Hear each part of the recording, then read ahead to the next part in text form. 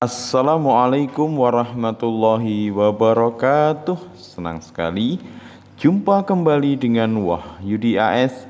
Kali ini kita akan sajikan topik terkait dengan tes diagnostik matematika di SD MI kelas 5 ya.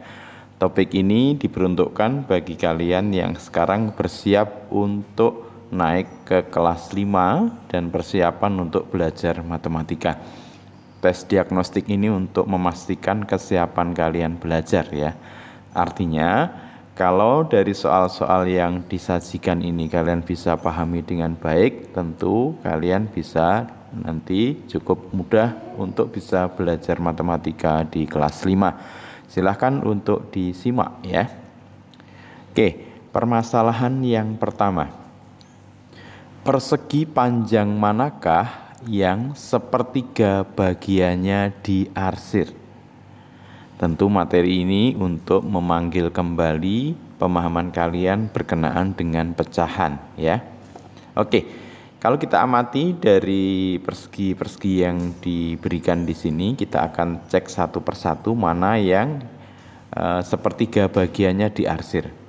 Kalau kita amati di option A ini, yang diarsir ini satu dari dua bagian ya. Nah, berarti yang diarsir ini dia adalah satu dari seluruhnya adalah dua bagian ya. Oke, berarti yang diarsir menunjukkan setengah bagian ya. Kemudian untuk yang B, kalau kita perhatikan yang diarsir ini satu bagian ya. Sementara semuanya ada tiga bagian. Berarti yang diarsir ini ya 1/3 ya. Nah, jadi sepertiga bagiannya diarsir dari persegi panjang ini. Kita lihat untuk yang C ya. Kita perhatikan, kita mesti harus pastikan bahwa bagian-bagian dari persegi panjang ini harus sama ya. Ini ada bagian yang tidak sama. Tapi ini kalau kita bagi di sini, kita beri garis bantu, kita dapati nanti yang diarsir ini satu bagian, dari semuanya ada berapa bagian? Ya, 4 bagian ya. Nah, berarti yang diarsir ini adalah 1/4 ya, bagian dari keseluruhan persegi panjang. Kemudian yang D ini sama dengan yang C ya. Kalau kita amati, yang diarsir ini 1, sementara semuanya kalau kita hitung 1, 2, 3, 4 ya. Jadi yang diarsir ini adalah 1/4 bagian. Karena yang diminta adalah persegi panjang manakah yang sepertiga bagiannya diarsir, maka jawabannya adalah yang B ya. Oke, kembali terpanggil ya pemahaman kaitan dengan pecahan. Nah, kita lanjut berikutnya. Ada 32 siswa di kelas Pak Budi. Pak Budi menempatkan 4 siswa pada masing-masing meja. Berapakah banyak meja yang diperlukan Pak Budi? Nah, ini memanggil ingatan kalian bagaimana Pak Budi membagi 32 siswanya ke dalam meja-meja, yang mana setiap meja ditempatkan 4 siswa. Tentu ya ini terkait dengan apa? Nah, pembagian ya. Berarti meja yang diperlukan Pak Budi ya banyaknya siswa dibagi, setiap meja dapat berapa siswa? Nah, 4 siswa. Berarti pembagian dari 32 dibagi 4 ya. Tentu 32 dibagi 4 sama dengan 8. Jadi yang diperlukan adalah 8 meja. Jadi permasalahan ini memanggil ulang pemahaman kalian berkenaan dengan pembagian. Ya, jawabannya adalah yang C. Kita lanjut. Ya, 482 dikurangi 27. Nah, ini memanggil ulang apakah kalian masih bisa memahami operasi pengurangan ya. Kita gunakan pengurangan bersusun ya. 482 dikurangi 27. Ya. Nah, kita mulai dari satuannya ya. 2 dikurangi 7 tidak bisa. Berarti nanti ngambil dari 8 ini ya. 1 menjadi 12. Nanti jawabannya tinggal 7. 12 dikurangi 7, nah, bisa caranya dari 7 ke 12, misalkan 7, 8, 9, 10, 11, 12. 5 ya. Oke. Nah, selanjutnya 7 dikurangi 2. 7 dikurangi 2, ya 5. Nah, berikutnya di sini 4-nya turun ya. Nah, 455. Tentu buat kalian ini sudah piece of cake ya, very easy ya. Nah, satu yang mudah untuk kalian dari bentuk pengurangan. Tapi ini sangat diperlukan untuk kalian belajar di kelas 5 ya. Harus terampil ya, tidak hanya sekedar bisa tapi sudah mulai terampil sehingga perlu dilatih kembali. Selanjutnya, misalkan M menyatakan jumlah apel yang dipunyai Mona. Dia memberikan 4 buah apel kepada Jaka. Berapakah jumlah apel yang dipunyai Mona sekarang? Nah, perhatikan di sini banyaknya apel yang dimiliki Mona disimbolkan dengan M ya. Jadi tidak berupa bilangan langsung. Kemudian Mona memberikan 4 buah apel kepada Jaka. Artinya apa? Nah, kalau Mona memberikan apelnya kepada Jaka, tentu apel yang dimiliki Mona bertambah atau berkurang? Ya tentu berkurang ya, karena apelnya diberikan kepada Jaka. Mula-mula apelnya M ya, kemudian diberikan Jaka sebanyak 4 buah ya, 4 buah ini diberikan kepada Jaka. Nah, berarti apel Mona sekarang ya tentunya berkurang sebanyak 4. Jadi kalau dituliskan apel Mona sebanyak M ya berkurang 4 atau M dikurangi 4. Ya jawabannya adalah yang B. Kita lanjut berikutnya. Kereta api tiba di sebuah kota dengan membawa 340 penumpang. Beberapa orang turun dari kereta api dan 70 orang naik kereta api tersebut. Kereta api meninggalkan kota itu dengan membawa 365 penumpang. Berapa orang turun dari kereta api tadi? Nah, perhatikan. Misalkan ya di sini kereta api itu ketika tiba itu jumlahnya 340 ya. Kemudian beberapa orang turun.